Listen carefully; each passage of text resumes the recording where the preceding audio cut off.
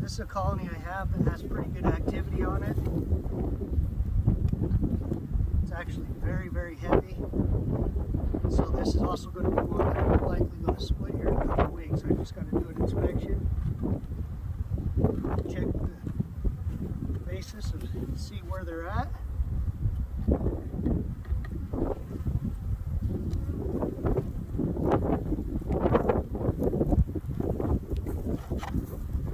Colony's clear full of bees. They've got this canvas propolized down.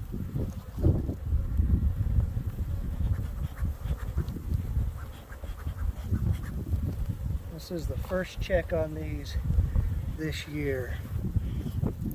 You can see all the way down the frames they're clear full of bees.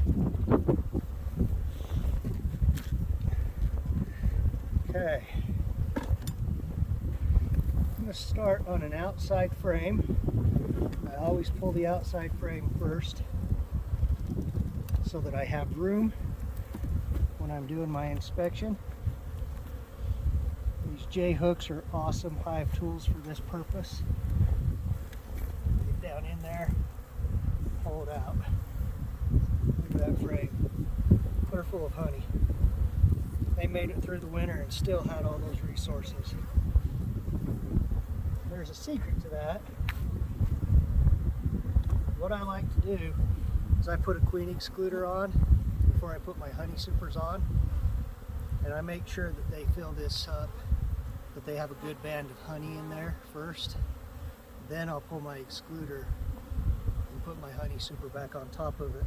Queen doesn't really like to pass the honey, so that way it keeps her down there, but I don't use queen excluders all season. I actually sometimes use queen excluders when I do a split, and I might do it on this one because this one is so heavy.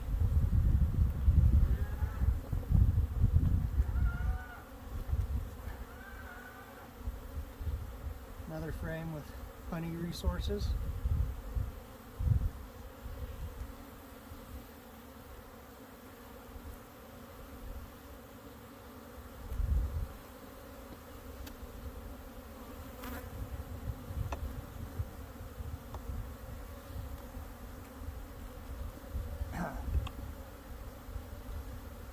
Sometimes these frames are really glued down.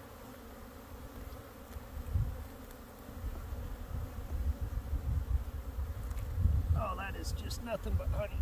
Very, very heavy. Down on the bottom, pollen, they're bringing in pollen already. So we have pollen sources and good honey.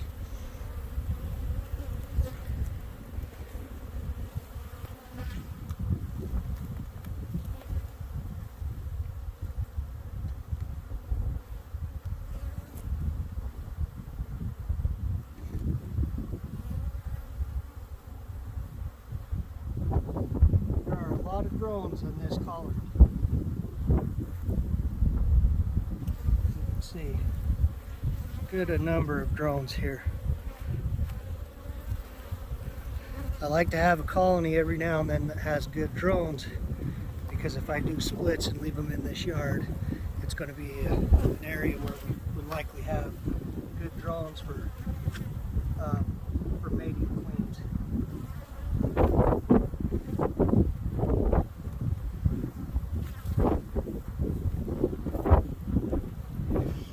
Okay, so this is typically what you'll see. You'll see brood surrounded by pollen with corners of honey. This is actually very common here. Now you might say that this brood pattern's a little spotty, but this has actually been hatched out, and if you look down in those cells, they're eggs and larvae of different ages. So whatever's hatched out, she's gone back in and has relayed in that area. Very good looking frame. Here on the bottom you'll see these are drone frames. Sometimes I like to open these up because I like to look for mite. Oftentimes you'll see mites on these drones, and if you do, then you need to be aware and treat. Now we actually have treated these already this year with oxalic acid.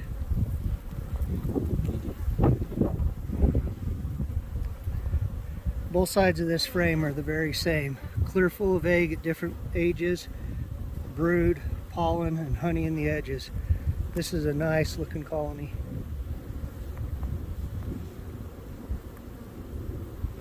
I'm going to pull this last frame. I know just right there that queen's already done what she needs to do. She's there. I see the eggs, I see the larvae, I see the brood.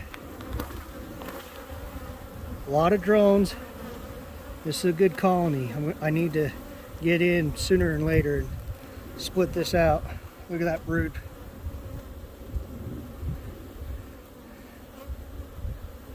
Good number of drones here. I need to really get on this colony sooner than later so that I can split it out. Otherwise, guaranteed, probably going to end up swarming on this colony this year. So I need to get to them as soon as I can. That's all you need to do. You don't need to see the queen. You just need to see signs of her.